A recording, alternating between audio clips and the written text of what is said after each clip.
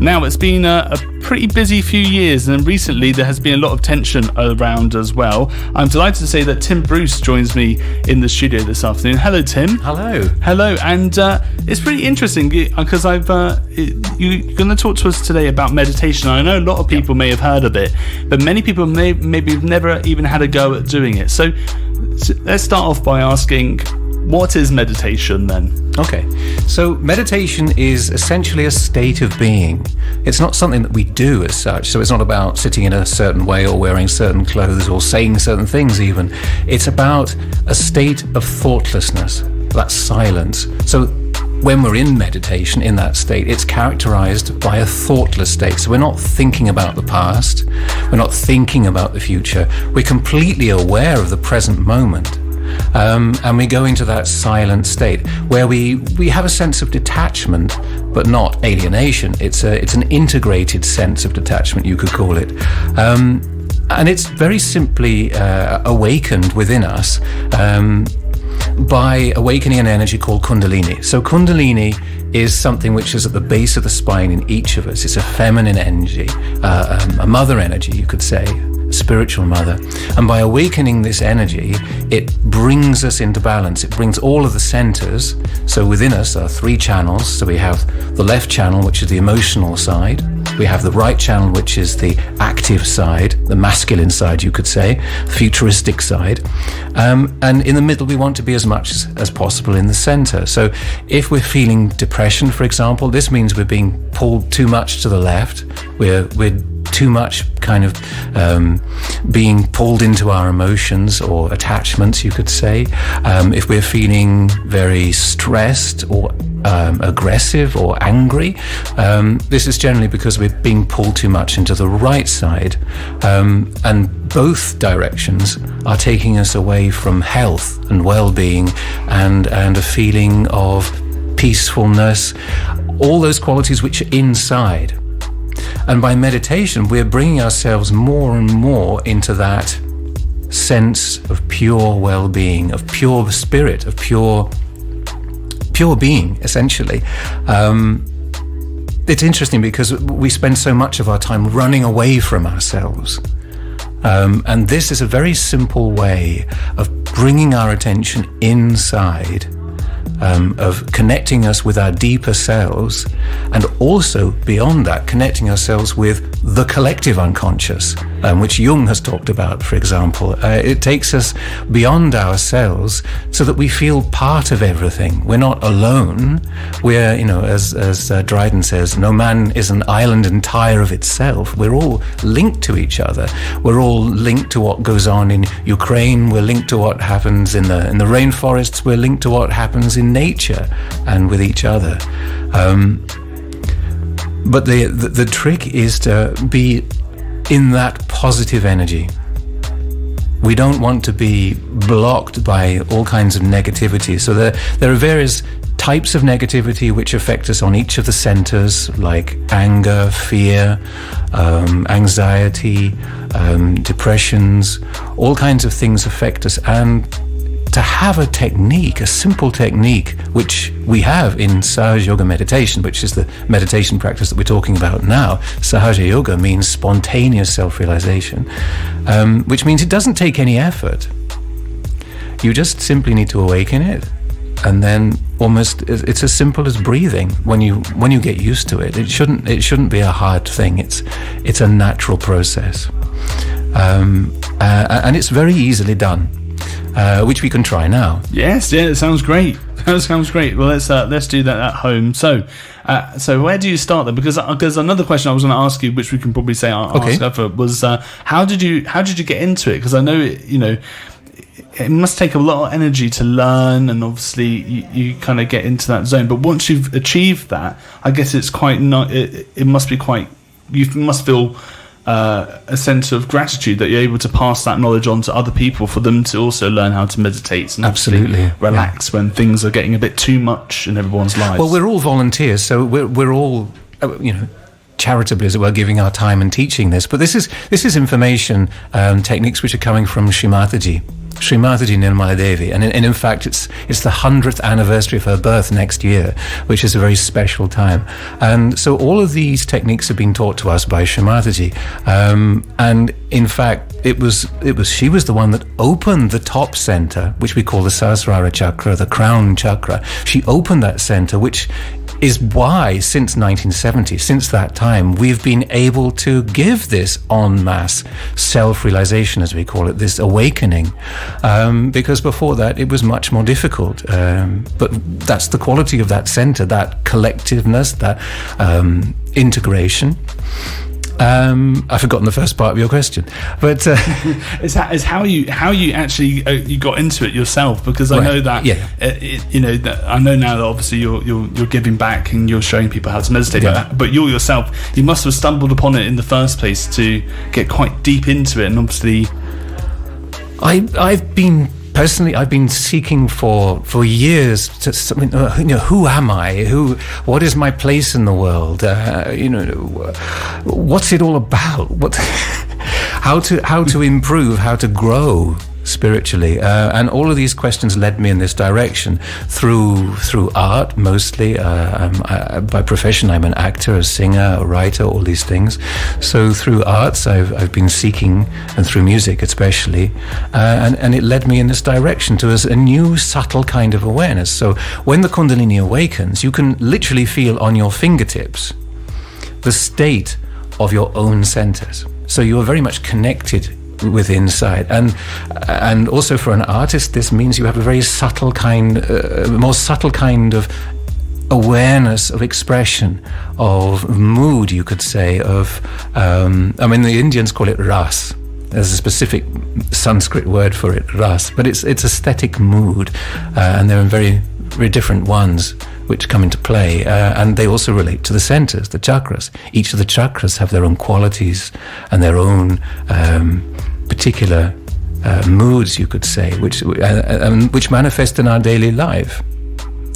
And so on our fingers, we can feel what's going on in those centers. So if we're feeling, say, for example, on our right thumb, we're feeling like a pricking. There's a word, actually, there's a line from Shakespeare, by the pricking of my thumbs, something wicked this way comes, from Macbeth. So what they're saying here is that, on my fingers, on my thumbs, I can feel there's some negative energy. That pricking is a negativity I can feel on my thumb. So you then know, okay, so I need to go to my second center called Swadhisthana chakra. I go to that center and I put some energy into that center, and it removes that blockage, it removes that problem.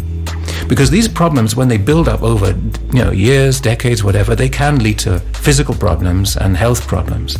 So as much as possible, we want to be in a cool, flowing energy of connection and of silence and of peace. And this is something you can do. You don't have to be doing it specifically sitting down in front of an altar or anything like that. You can do it in the middle of the park, sitting on the earth. You can do it looking at the sky. I mean, all of the elements are intimately linked with the chakras. Creation is a natural world, and it's man humanity who's moved away from that's created all of our problems. Climate problem is human-made. The current problem in Ukraine with Russia is human-made. The problem with energy crisis is human-made. The food crisis that may come on the back of the energy crisis is also human-made. So the solution is for people to enter into this self-realization awareness. That is the solution. The more people who are able to enter into that peaceful, silent state and maintain that daily through whatever they do, and inform the decisions that they make in a more enlightened way, a more collective way, let's say. So many decisions are not really taking into consideration the collective whole. There's a very narrow band of thinking sometimes which goes into our decision making. If we had a global view, for example, how could there be wars if we had that view and that sense of peace inside? So it's inside. There's no external sense of, how I feel is dependent on what such and such a person says or what such and such a thing happens. No, independent, almost detached from what goes around us, we can have our own sense of strength and well-being. It's immensely empowering to know that inside of you is that eternal, infinite energy, that force of life that we can connect with at any time. Anytime you want, you can go into that thoughtless area and recharge, take that energy and just enjoy it, whether it's in the form of truth or bliss or consciousness or peace, or there are so many different manifestations of it, but the essence of it is the same. It's that spiritual being, that thoughtless awareness state, that silence. And following on from that, should we have a go at doing it? Because it'd be really good to kind of get us all into that mood. Now, obviously, if you're driving at the moment, it might not be the best time to be doing it, but if you do get the chance to listen back, maybe at home as well, you can listen again to us as well. So I'll just fade that down for everybody listening as well at home. So, and also we are accompanied by musical instruments as well, which is really, really cool. So the instrument is actually called a swar mandal. So it's an Indian harp, actually. So swar mandal means garland of all the notes. So it's just all the notes of a particular classical Indian rag, which is called Rag Durga. But we don't need to know that much. And it's actually helping our heart center. So the notes of this particular rag are helping open the heart center, helping us have a sense of fearlessness, of ease, of security. And so anyway, that's a little aside. So the actual exercise we're going to do is going to be affirmation based. Okay, and so if we're sitting at home, we can just sit in a comfortable position, feet on the floor, maybe kick off your shoes or slippers if you have that. If you're in the car, you can do the affirmations, but please be very much aware of where you're driving and what's going on around you. So just close the eyes, take the attention inside, and if you put your right hand on your heart and quietly inside, just ask yourself, am I the pure spirit? Am I the pure spirit? So all our attention is going into the heart, which is where the spirit resides within us. And then up onto the forehead. So we can just put our head across the forehead, our hand across the forehead, sorry. So just like squeezing the temples. So all our attention is now in the forehead. And we just say inside, I forgive. I forgive. So don't think about any instance or any person or anything like that. No, it's a general letting go from the heart. I forgive. I forgive everyone and I forgive myself. That's quite important, actually, to forgive yourself also. So it doesn't matter what mistakes we've made, just forget about them. I forgive everyone, and I forgive myself.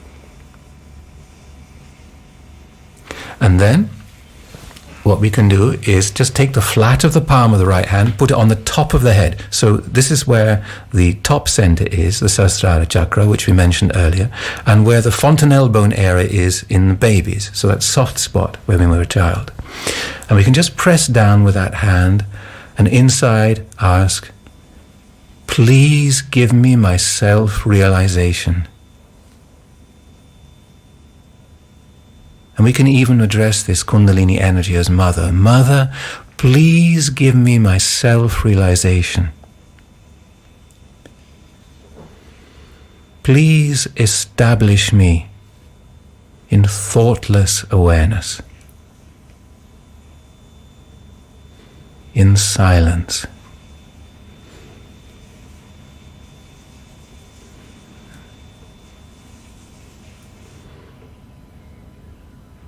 Please give me the silence. And then just raise the hand above the head, about, say, 20 centimeters or 8 inches above the head. And you may already start to feel that there's a cool energy coming from the top of your head. So you may feel that in both hands, actually, because if the system is flowing with energy, you can feel it like a cool. You may feel it a little bit like a warm, but don't worry about that. It's still activating. And some may feel it a little higher, a little lower. And then just relax both hands on the lap. Open, so your palms are open. Face upwards on the lap. That's it. Great. And now imagine that you're still breathing through the top of the head. Very gently, very silently. Just focus your breath upwards. So it's a very subtle breath. It's not like you're exercising or anything. It's just very gentle, subtle, quiet breath through the top of the head. And now we're going to just do a little bit of music to help ease that state, that feeling of peace, of silence.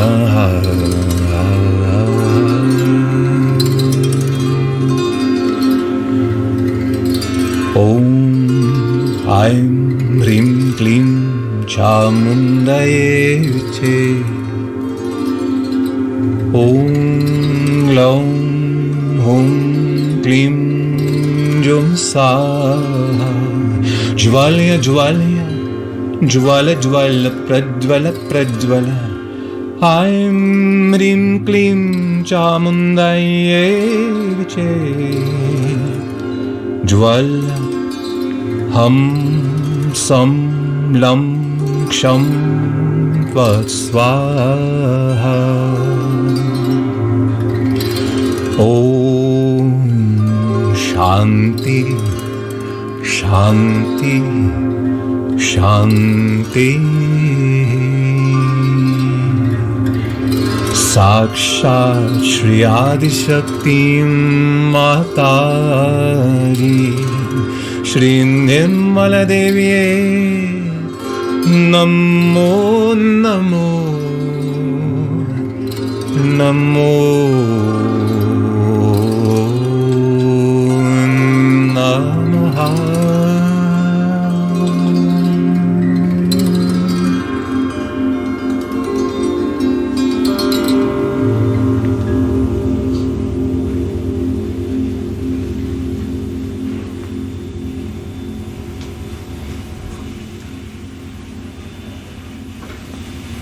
Wow, so that was lovely. Thank you very much for doing that. Thank you. It's nice to have you in as well. And there is a reason why you guys are in, because you are doing free meditation sessions here in Greenwich as well, I've been told. That's right. So every Thursday you can come along to the Greenwich West Community Centre, which is on Greenwich High Road. So at 7:30 every Thursday, there are free classes. So you can learn all about this from our dedicated volunteers. As I said, we're a charity and it's run by volunteers. So everything we do is free. And you could also do it online. So wemeditate.com. You can also do it online between now and next Thursday to give it a go.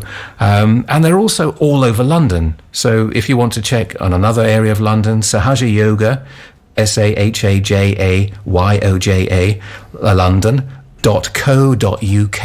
You can find out if there's another meeting near you, for example, like Leytonstone, or for example, or Harrow. They're all over the place and all over the world, in fact. Well, that sounds great. Well, I hope, fingers crossed, I'll be able to attend one of the sessions. It sounds really, really good. Tim, thank you very much for coming on, and it's been lovely also to have a bit of music this afternoon. And hopefully everyone's a bit more relaxed into the long weekend. Hope so. Lovely. Well, the resurrective mood. Yes, absolutely. a reawakening as well. Thank you so much, and hopefully we'll be able to invite you back in and speak to you again soon. That'd be lovely. Thank you so much. Thank you.